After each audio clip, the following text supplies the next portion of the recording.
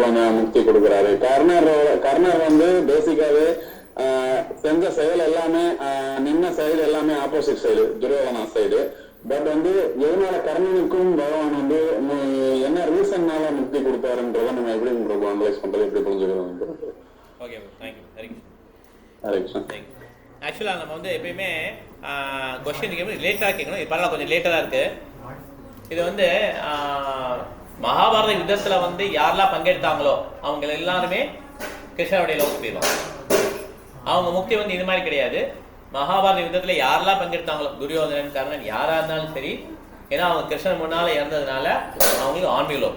இது பிரபுபாத எழுதியிருக்கார். ஓகே, நம்ம வேறு ஏதாவது புக்கை படிச்சோன்னா அது தவறு. ஆக்சுவலாக பிரபுபாத என்ன எழுதியிருக்கோ அதான் நமக்கு வேணும்.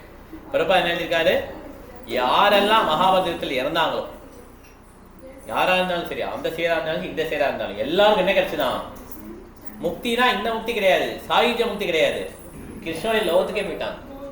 அந்த மாதிரி அப்போ பாருங்க எவ்வளோ பெரிய விஷயம். கருணாக்கெல்லாம் அந்த மாதிரி. ஆனால் சில பேர் என்ன சொல்லுவாங்க, இந்த மாதிரி சொர்க்கலோகத்துக்கு போவான்னு சொல்லுவாங்க. பேசாதீங்க, டிஸ்டர்பன்ஸாக இருக்கா? ஓகே, சொர்க்கலோகத்துக்கு போகலான்னு சொல்லலாம். கிடையவே கிடையாது. அவங்க கிருஷ்ண லோகத்துக்கே போயிட்டாங்க. சொர்க்கலோகத்துக்கு போகிறதுலாம் இந்த கதை அடிக்கிறாங்க. இந்த மாதிரி குமுதம் ஆண்டவர்கள் அவங்க கதை அடிக்கிறது, சக்தி விடலாம். அது மாத்திரம் நிறைய பத்திரிக்கை, அது மாத்திரம் டார்கெட் பண்ணல. அதனால நம்ம வந்து ஆத்தரைஸ் எதுவோ அதான் பாதிக்கணும்.